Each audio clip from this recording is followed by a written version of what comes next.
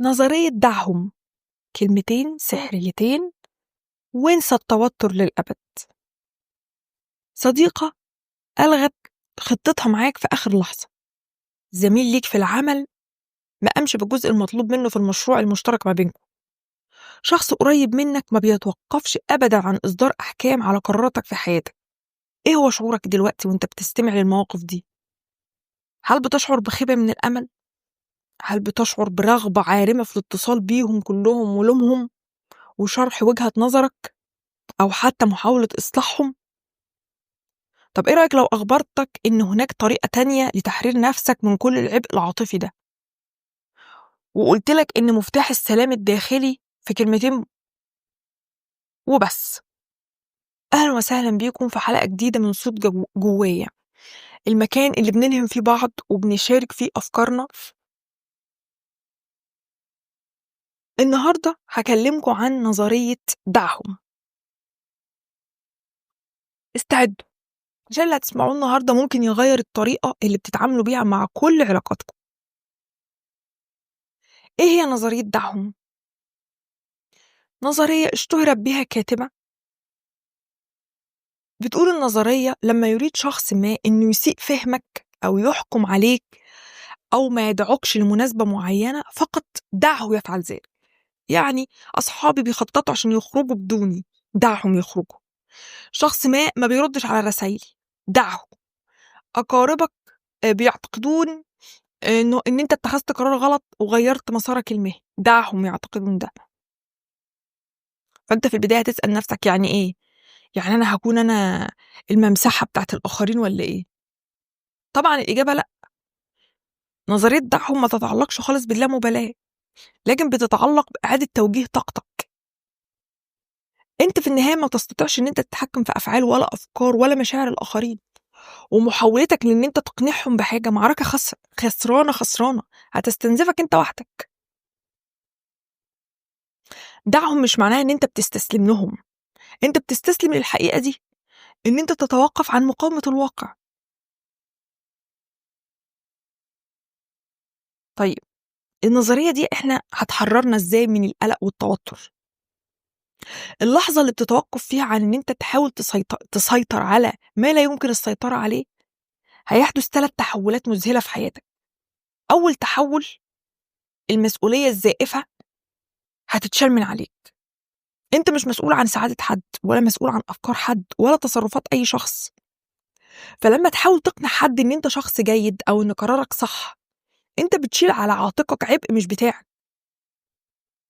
لكن لما بتقول له دعهم، أنت تعيد العبء ده بترجعه تاني لصاحبه، فكأنك بتقول له رأيك مسؤوليتك أنت مش مسؤوليتي أنا. تاني حاجة، بتستعيد طاقتك العقلية والعاطفية.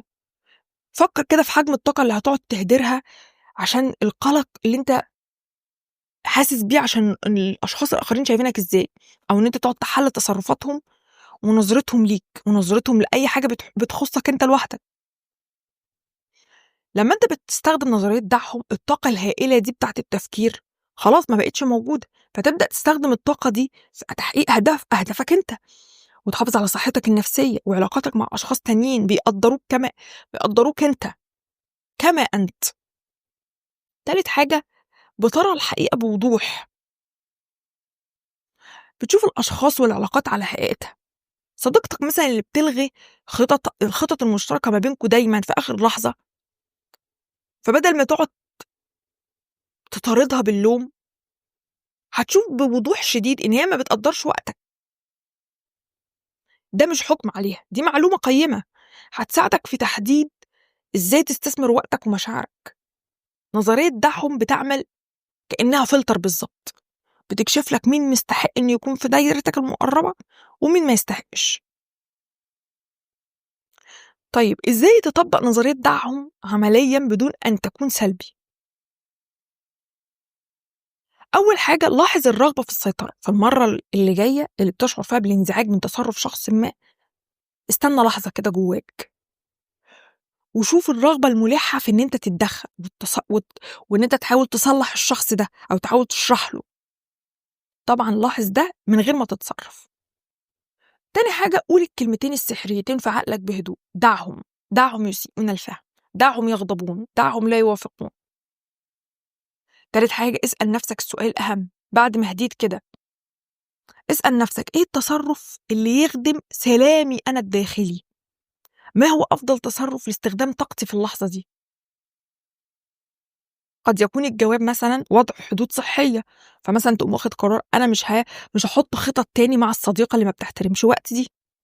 فأنت كده ما غيرتهاش، أنت غيرت سلوكك أنت. تاني حاجة، قد يكون الجواب مثلا التركيز على نفسك، فبدل ما تقلق بشأن الناس اللي شايفة ان انت غيرت مسارك المهني وان انت فشلت كده، ركز على مشروعك اللي جاي في مسارك المهني الفاشل اللي هم شايفينه فاشل. وقد تكون الإجابة أصلا ان انت مش تعمل أي حاجة، خلاص انت فهمت اللي قدامك وقلت دعهم وخلص الموقف على كده. دعهم مش دعوة للانعزال ولا البرود، دعوة للحب الحقيقي، الحب اللي بيقول أنا أقبلك كما أنت وأقبل نفسي كما أنا وأختار إن أنا أحط طاقتي فين بالظبط. الأداة اللي بتحولك من ضحية لردود أفعال آخرين لقائد مسؤول عن سلامك الداخلي وطاقتك. جربها كده الأسبوع ده، وفي كل مرة هتجد نفسك متوترا بسبب شخص آخر، افتكر الكلمتين دعهم، ثم بعد كده شاهد حياتك بتبدأ إزاي بالتحول نحو مزيد من الهدوء والقوة والوضوح. شكرا لاستماعكم لحلقة النهاردة، ولحد ما نتقابل الحلقة الجاية خلي دعهم أسلوبك في الحياة. ما تنساش تشترك في القناة وتكتب لي عن إنجازك الأسبوع ده. دمتم بخير.